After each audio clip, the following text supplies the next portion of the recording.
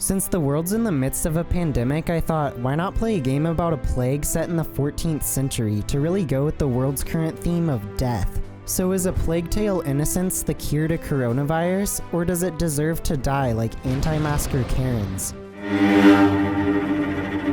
The game opens up with Amicia's dad guiding her through the forest on a hunting trip with their dog. After the opening, you make it back to your village right before the Inquisition invades. You end up escaping with your little brother Hugo, which sets you on your journey of survival and figuring out the ultimate truth. Much of the gameplay is centered around stealth and environmental puzzle solving. It's pretty standard at the beginning with elements like throw object to distract guard, What's that racket about? or move box to create platform. Good, we can climb onto it now.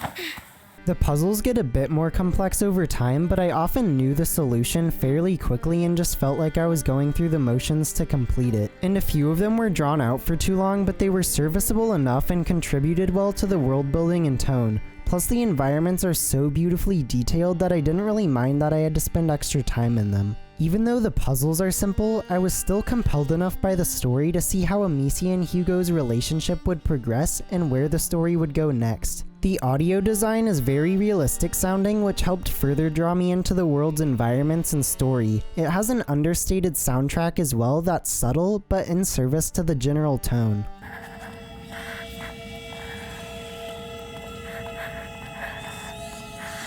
As you play, you uncover more information about the plague. The story is really well crafted, constantly getting you to ask questions like, why does the Inquisition want Hugo? It puts Amicia in a lot of tough spots, since she's now the mother figure to Hugo, forcing her to make hard decisions in order to save them. Am I gonna do it? Yes. When am I gonna do it? Don't know.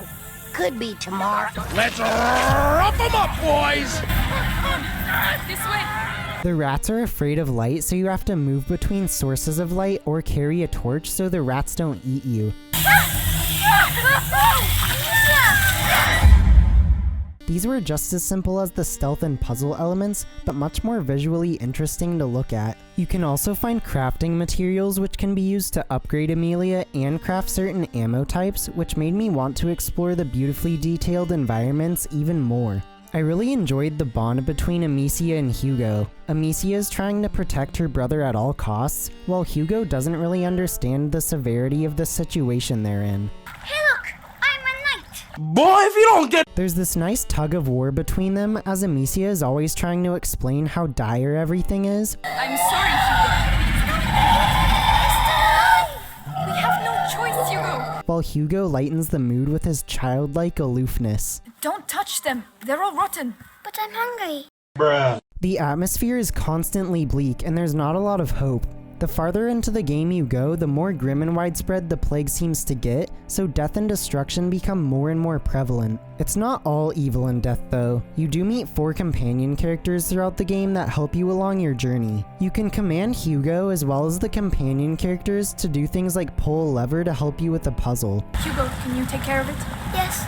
This made me really enjoy all of the companions since they're helpful in-game and they're all likable characters that you learn more about as the game's story progresses. They also aid you by giving you new types of ammo for your slingshot, as well as having unique actions you can command that are specific to just that character. Starting with Lucas, he's specialized in alchemy, so the story focuses on him being the potential solution to Hugo's sickness. Arthur causes distractions for you, and his twin sister Maylee can lockpick things. Done.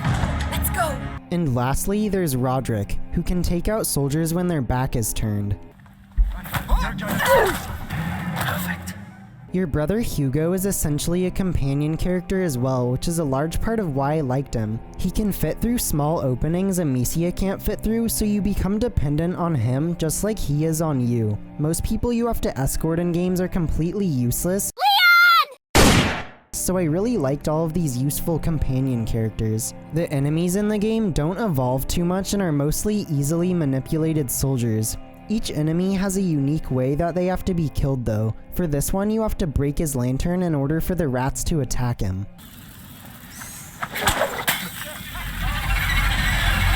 Bye, have a great time. The game is broken up by chapters, which is one of the reasons for the excellent pacing. At the end of every chapter, there's always some big event or new piece of information you find out that makes you want to keep playing. The main plotline you figure out is that Hugo's sickness might have something to do with the plague. Ancient evil courses through your family's veins. This was very intriguing, as I had the long-term plotline of figuring out how the plague started, coupled with the moment-to-moment gameplay of trying to get Alicia and Hugo to the next area, wondering why they're being hunted by the Inquisition. The story keeps building on itself, and the stakes get higher and higher as you learn more about what might be causing the plague. There's so many twists and turns, and the story is perfectly crafted. As the game's story ramps up, the gameplay does too. It's only towards the end of the game that you actually have to use multiple ammo types to solve a puzzle and manipulate the rats. You can throw this poison substance on soldiers to make them take off their helmet and then hit them with a rock to kill them, for example. This forces you to quickly switch between ammo types, which was much more engaging than the early game combat since you have more options available to you.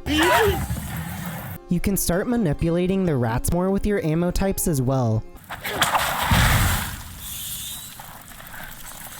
Using the special types of ammo helps open the game up a bit since you are stronger. You never get to the point of being overpowered though, since you still die in one hit, which balances the game well.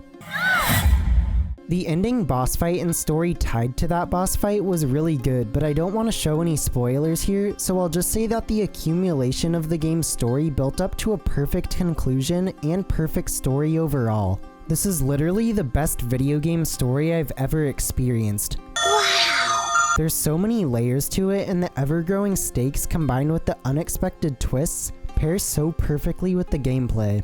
The gameplay could have been expanded a bit more, but it was all in service to the story, so I didn't mind that the gameplay was lacking a bit. The new puzzle mechanics and ammo types kept the game from ever getting boring, but never pushed it to perfection, which is where it easily could have gone. But the amount of care and detail that went into every environment was amazing. Most areas you only go through once, but everything was still so meticulously crafted. It's a game made with a ton of care, and one of the most lovingly created games I've ever played. Thanks for watching, and don't forget to like and subscribe to see more videos like this in the future. And let me know if there are any other games I should make a video on.